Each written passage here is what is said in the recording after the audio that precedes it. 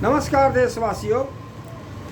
जब से राहुल गांधी जी ने उत्तर प्रदेश के रायबरेली में आकर के अपना वक्तव्य दिया है कि अगर बसपा को उन्होंने जनता से पूछा कि क्यों ठीक से चुनाव नहीं लड़ रही है, इस पर जो उन्होंने अपना वक्तव्य दिया है ये पूरे देश में वायरल हुआ। और दिल्ली के चुनाव के बाद क्षेत्रीय दलों को, चाहे उत्तर प्रदेश हो चाहे बिहार हो, लोगों को सदमा सताने लग गया कि अगर वो दिल्ली की तरह से कांग्रेस एकला चलो अभियान पर चल देगी तो जो लोग कांग्रेस का जनाधार ले करके क्षेत्रीय दल बना करके उत्तर प्रदेश और बिहार में चल रहे हैं उनके लिए सदमा पैदा हो सकता है और ये लोग सत्ता से बेदखल हो सकते हैं। तो ये सदमा बहुत तेज़ी से सताने लग गया। दूसरी तरफ ये भी बात है कि जो मान्यवर कांशीराम सामाजिक न्याय की बात कर रहे थे, वो बात Rahul Gandhi SC ST OBC minority को मेन स्ट्रीम पॉइंट पर लाने का की जो बात करके इस देश में वंचितों की बात शुरू कर दिए हैं, यह संदेश भी पूरे देश में बहुत तेज़ी से वायरल हो रहा है। इन सब को देखते हुए उत्तर प्रदेश में समाजवादी पार्टी, जो इंडिया में पार्टियों को देखा जाए तो सबसे ज़्यादा तीसरे नंबर पर MP इनके पास हैं, लेकिन उत्तर प्रदेश हो चाहे बिहार हो, चाहे राजद हो चाहे सपा हो, यार आज तक ये लोग राष्ट्रीय पार्टी नहीं बन पाए। लेकिन दलितों से जुड़ी एक पार्टी मान्यवर कांशीराम के अथक प्रयास से वो राष्ट्रीय पार्टी बन गई। अब तो इस कगार पर है कि उसकी राष्ट्रीय मान्यता भी खत्म न हो जाए, यह सदमा सताने लग गया है। और ऐसे में राहुल गांधी का रायबरेली का भाषण भी एक सदमे से कम नहीं है। दूसरी तरफ बसपा प्रमुख के जो समधी हैं, छत्तीसगढ़ में जा कर के भूपेश बघेल से मिल कर के वार्तालाप करना, कांग्रेस नेताओं से मिल कर के वार्ता करना, ये सारी कहानी अंदर खाने की जो कहानी है बसपा प्रमुख के भाई ने लगता है कि उनको बता दिया है और बसपा प्रमुख सतर्क हो गई और आनन फानन में एक मीटिंग लखनऊ में बुला करके अपने भतीजे, पहले तो उन्होंने अपने समधी को निकाला और इसके बाद अपने भतीजे को भी पार्टी के कोऑर्डिनेटर और तमाम पदों से पार्टी से भी निष्कासित कर दिया। यह आपको लगता होगा कि ये एक बड़ा फैसला है और मुझे लगता है यह खेल है राजनीति का। इस तरह का खेल मुलायम सिंह भी कर चुके हैं अपने बेटे को राष्ट्रीय अध्यक्ष बनाने में। कहीं यह भी हो सकता है कि यह उसके खेल का एक रूप ये भी हो कि 5-6 महीने के बाद बसपा प्रमुख कहें अब मैं संन्यास ले रही हूं और आकाश आनंद को अपना गद्दी सौंप दे करके उनको राष्ट्रीय अध्यक्ष बना करके पार्टी चला रही हैं। यह भी एक बात है। उधर बिहार में लालू यादव को भी सदमा सताने लग गया है कि दिल्ली की तरह से अगर कांग्रेस बिहार में भी अगर लॉन्च कर दी, जिस तरह से प्रियंका को प्रभारी बना करके और अपने खोए जनाधार को कांग्रेस लेने के लिए निकल पड़ेगी, तो लालू के परिवार का क्या होगा, उनके जनाधार का क्या होगा, वो भी उनको भी सत्ता से बेदखल होना पड़ेगा। तो ये जो उत्तर प्रदेश और बिहार के क्षत्रप लोग हैं क्षेत्रीय दलों के, इन लोगों को कांग्रेस के राहुल गांधी के वक्तव्य से सदमा पैदा हो गया है और दिल्ली के चुनाव का जो दृश्य सामने आया है, केजरीवाल को सत्ता से बेदखल होना पड़ा है, यह भी सदमा लोगों को सता रहा है। इसलिए देशवासियों, अब आपको सोचना है। वैसे कुछ लोग यह भी बता रहे हैं कि बसपा प्रमुख ने जो ये काम अपने भतीजे को निकाल कर किया है, इसके पीछे किसी की समझदारी है।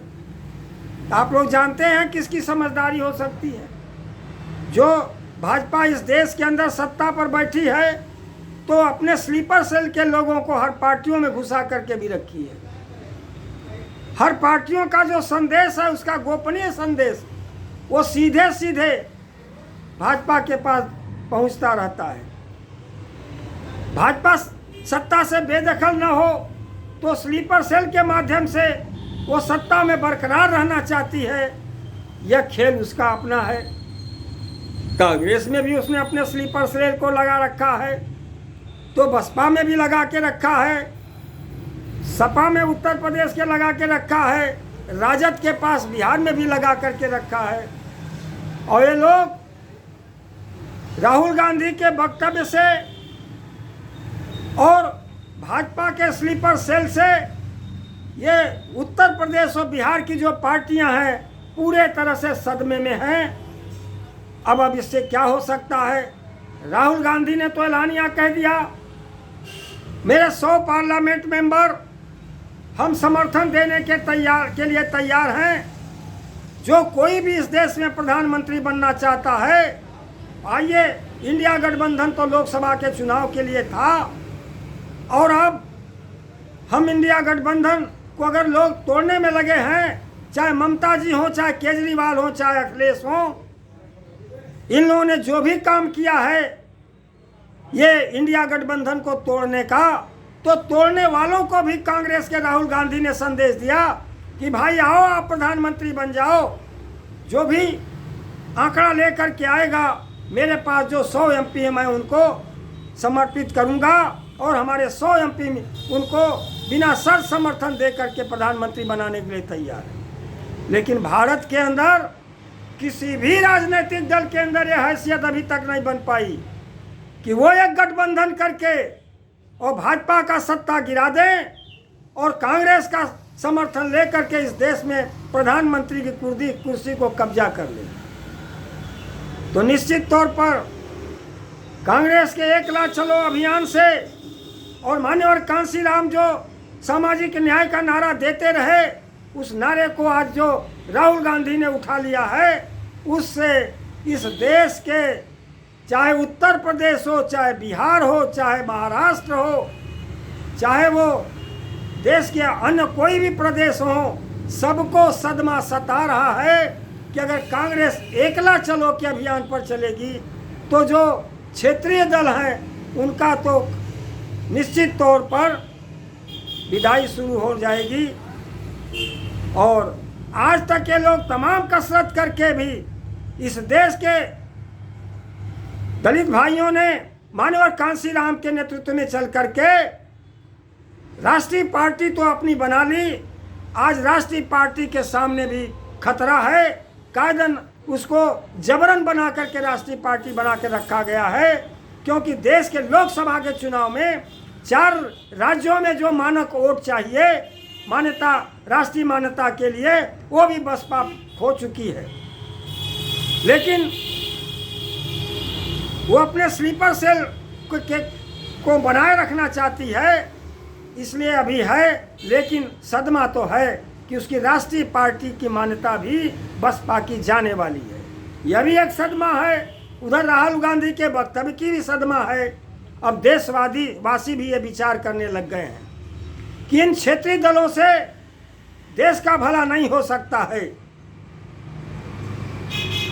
जब तक राष्ट्रीय पार्टी, और आज देश के अंदर अगर भारतीय जनता पार्टी का कोई सीधे सीधे कोई जवाब दे रहा है, मुकाबले का जवाब दे रहा है, बिना डर के कोई जवाब दे रहा है या सवाल खड़ा कर रहा है, तो वह है कांग्रेस पार्टी। उसके नेता चाहे राहुल गांधी हो, चाहे मल्लिकार्जुन खड़गे हो, ये लोग सीधे सीधे अपनी बात भाजपा के खिलाफ, भाजपा के गलत नीतियों के खिलाफ अपनी आवाज़ बुलंद कर रहे हैं। इसलिए साथियों, देश के लिए तो अब कांग्रेस की तरफ लोगों का रुझान बढ़ता जा रहा है। हम लोग गांव गिराव में भी चल रहे हैं, तो भी ये बात सबको अच्छी लग रही है कि जो वंचित समाज की रैली में कार्यक्रम में राहुल गांधी ने दिल्ली के अंदर बोला था कि हम SC ST OBC माइनॉरिटी को इस देश के स्ट्रीम पॉइंट में लाना चाहते हैं, नीति निर्धारक जो कमेटी है उसके अंदर ला करके इनको खड़ा करना चाहते हैं। और कांग्रेस से गलतियां हुई हैं। अगर पहले SC ST OBC माइनॉरिटी को नीति निर्धारण कमेटी के अंदर अगर इस ऐसे सेंट्रल पॉइंट पर इनको रख करके काम किया गया होता तो RSS इस देश के अंदर अपना पैर नहीं फैला पाती और ये सत्ता के मुकाम तक भी नहीं पहुंच पाती। आज वो सारे जो कांग्रेस के लोग थे वो सब भाजपा की गोद में बैठ गए हैं। अब इसलिए राहुल गांधी ने जो सामाजिक न्याय के बूते आगे की लड़ाई लड़ने की बात कह दी है, यह देश के दबे पिछड़े लोगों को बहुत अच्छी लग रही है। वैसे धीरे धीरे अब उसमें से भी छटैया शुरू हो गई है, लेकिन ये प्रदेशों के जो कार्य समिति है उसमें SC ST माइनॉरिटी OBC को जो स्ट्रीम पॉइंट पर रखे जाने चाहिए, जो मेन में रखे जाने चाहिए, वो अभी दिखाई नहीं पड़ रहा है। इसलिए मामला थोड़ा धीरा चल रहा है।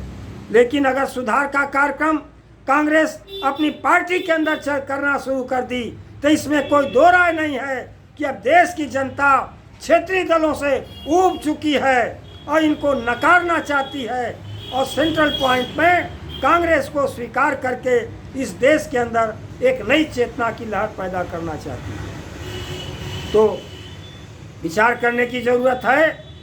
आप भी सोचिए, विचारिए। ये बसपा प्रमुख का जो घोषणा था, ये सब एक खेल है राजनीति का, ये नूरा कुश्ती है घर में का।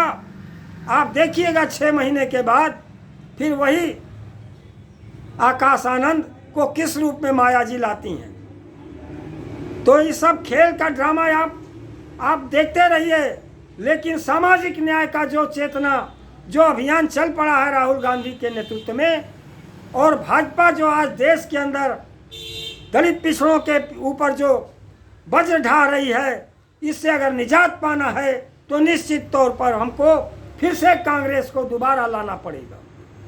इन्हीं बातों के साथ वाणी को विराम देने से पहले आपको भी मैं कहता हूं कि आप विचार करिए और आप अपना कमेंट हमको दीजिए, ताकि हम भी समझ सकें कि आप हमारे बातों को कैसे देखते हैं। और अच्छा लगे तो हमारा चैनल सब्सक्राइब कर लीजिए और उसको शेयर करके लोगों तक आगे बढ़ा दीजिए। इन्हीं बातों के साथ वाणी को विराम देता हूँ। धन्यवाद।